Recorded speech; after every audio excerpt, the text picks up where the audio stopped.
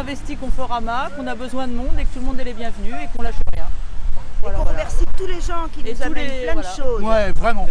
Vraiment, La vraiment. population de... On est allé tout à l'heure faire 2-3 courses à Marquette, on est arrêté, on est remercié, continuez, n'hésitez pas.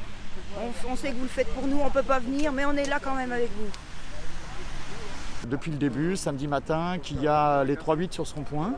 Ça se passe très bien. Les 70-80% des gens sont sympathisants, nous soutiennent, klaxonnent, le prennent mal si on n'est pas là ou si on ne leur fait pas des signes. On nous amène beaucoup de choses en solidarité. Les gens s'excusent de ne pas pouvoir, et c'est normal, ils travaillent, de ne pas avoir le temps de venir alors qu'ils aimeraient beaucoup le faire. Donc du coup, ils nous soutiennent. C'est super. Ce qu'on a en surplus ou ce qui est à la limite péremption, on le redonne au foyer des jeunes travailleurs ou des émigrés. Et sinon, c'est très...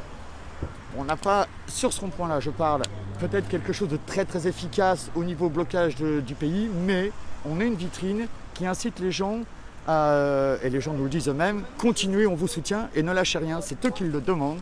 Et samedi, au niveau national, quand il y aura la manif à Paris, nous ici, au moins sur ce rond-point et j'espère sur Bourges, on ne fait plus du filtrant, on fera du blocage si c'est possible, je dis bien si c'est possible, comme on l'a fait samedi dernier. Si ça peut se faire au niveau national, je pense que ça peut permettre d'envoyer le message que il va y avoir du monde à Paris, ça va certainement chier à Paris, hein, soyons clairs, il ne va pas se laisser faire, mais que de toute façon, si ça ne donne rien à Paris, la France entière est encore bloquée derrière.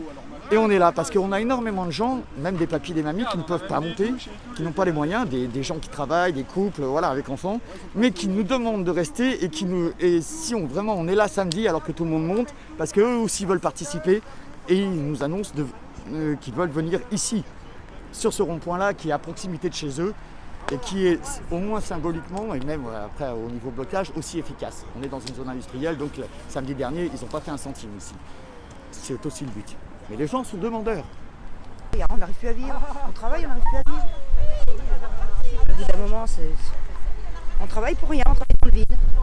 On peut même plus... un dimanche, on dirait... Enfin, on travaille le week-end.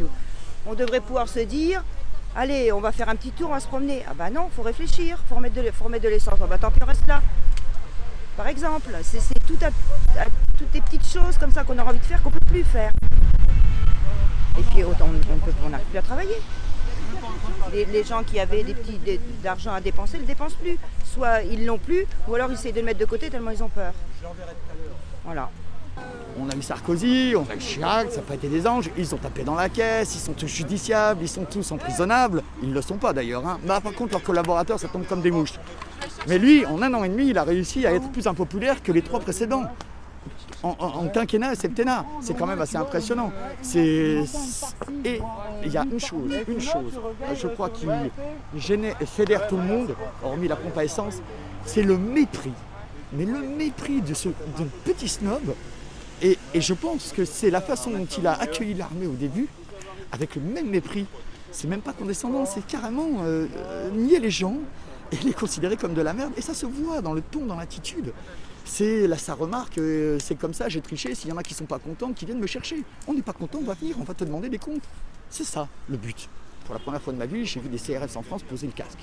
Et ça fait chaud au cœur. Pour la première fois, on est unis dans ce pays à plus de 70% pour une cause commune, sans chef, et ça restera sans chef. Aucun gilet jaune ne peut être porte-parole.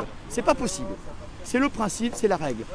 Personne ne sera attaquable particulièrement, personne ne sera personnellement, personne ne sera, j'ai envie de dire, de pouvoir subir de pression, ne sera achetable. Donc, c'est ce qui les perturbe le plus.